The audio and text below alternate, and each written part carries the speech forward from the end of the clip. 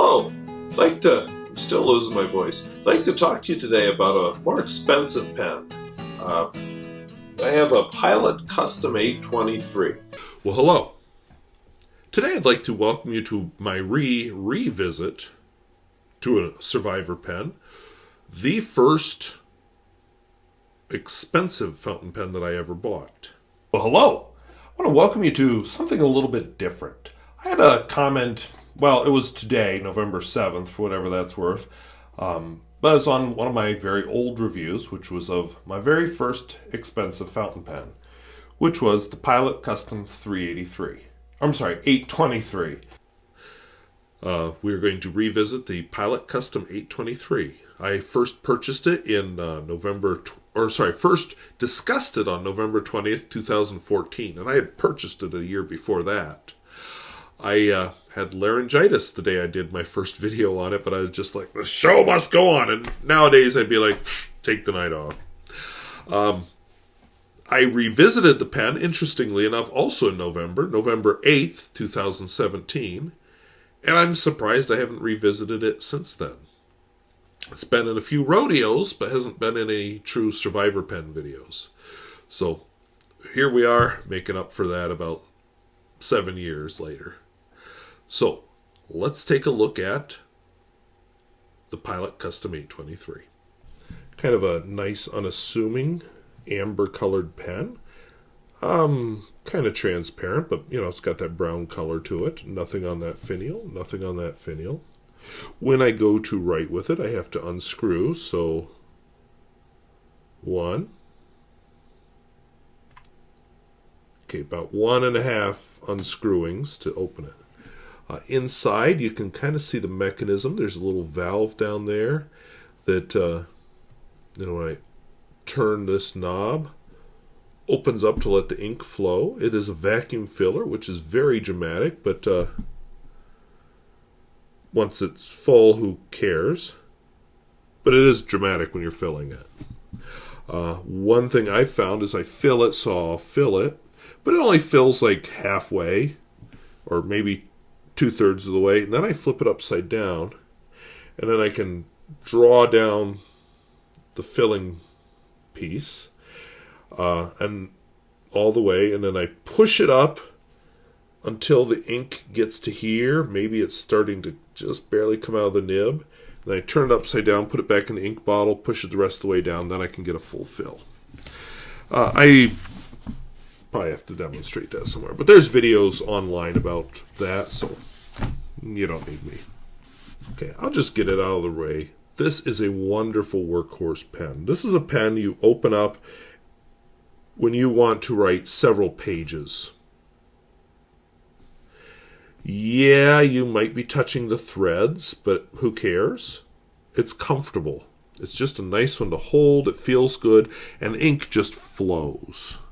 This particular ink is the last of my Edelstein Onyx. Oops, YX.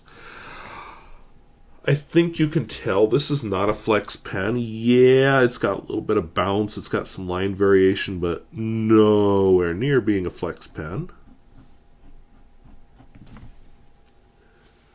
But who cares? For a pen serving this role, you're not looking for flex.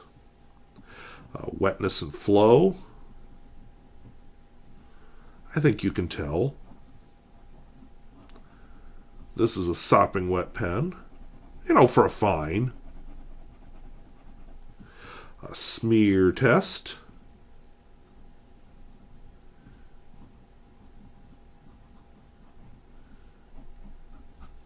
Whoop! Yeah, I think that's good. Especially, even for broad, I'd like that. Reverse writing.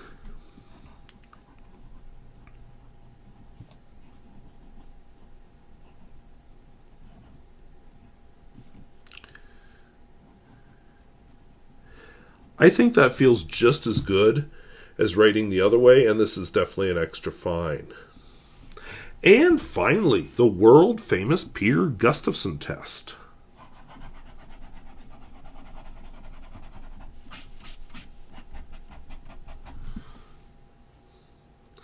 It's just a good, really well-made pen. All right, since this is a Survivor pen, let's close with a quote.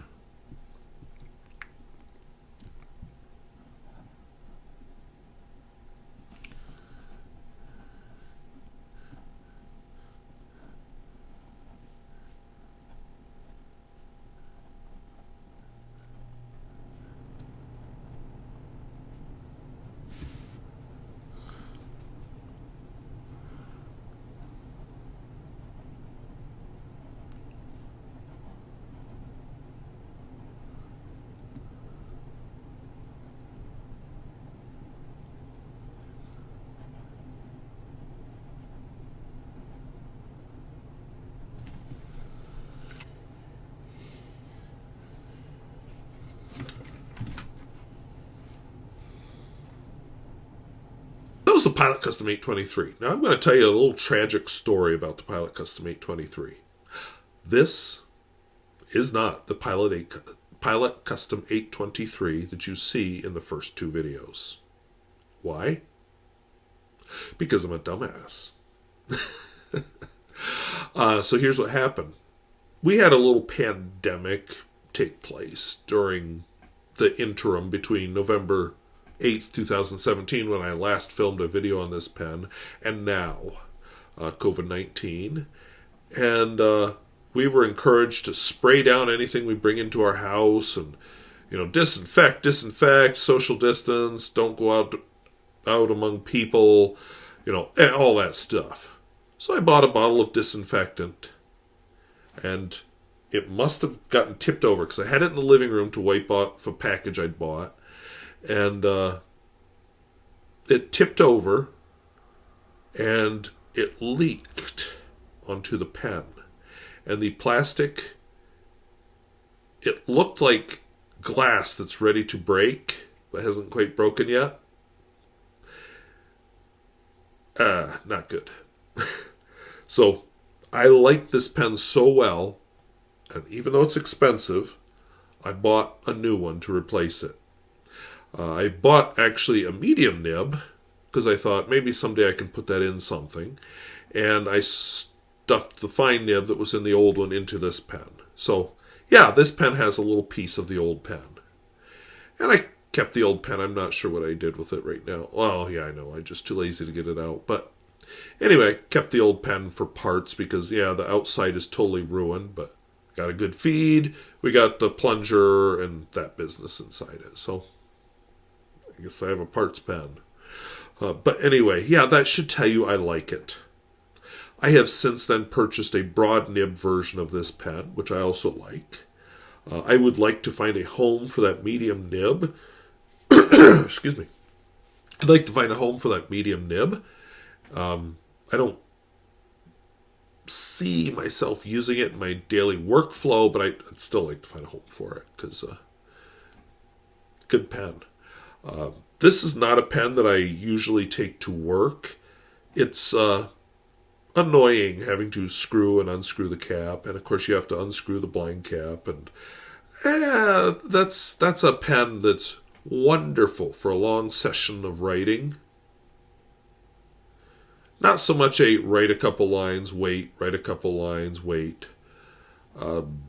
Lamy 2000 excels at that, which is, I think, why I use the Lamy 2000 almost exclusively at school. But I like it a lot. It's so comfortable. It writes well. It's reliable. I never question whether it's going to work. I've found one ink that it doesn't like. And that ink is Noodler's Black, which used to be my go-to black ink. Why didn't it like Noodler's Black? Dunno. My guess is Noodler's Black was too viscous, let's say, because if you look at how fountain pen works, ink goes down and then air bubbles up. Well, all the air bubbles would collect around the bottom, around that little valve, but they wouldn't rise up through the ink, through the barrel. So they would just stay there, and eventually the pen would get starved of ink, and then it would quit writing, and I'd be like, I paid a lot of money for this pen. What is wrong with this? Ha ha ha! Well, later on I bought a bottle of Noodler's Heart of Darkness and discovered, oh, this one works. As you know, if you follow the channel, I don't use either of those Noodler's inks anymore. You are going to see a reappearance of some Noodlers probably sometime this spring, which is a side issue, but I'm using up my bottles of black ink and I'm going to get around to the Noodlers, but it won't be Noodlers Black because I've used up all of that. But yeah, that's the only ink that I ever had trouble with in this pen. Make of that what you will. But yeah, love this pen. It's classy, it looks good, but it's not too gaudy. As far as the pocket test, boom. Perfect. Just an all-around great pen. I would someday like to get the transparent version of this pen. Maybe when I get that medium nib, I don't know. Well, I own the medium nib, I just don't have a pen to put it in. But maybe someday. So, anyway, hope that was interesting, hope it was useful. Talk to you later. Bye-bye.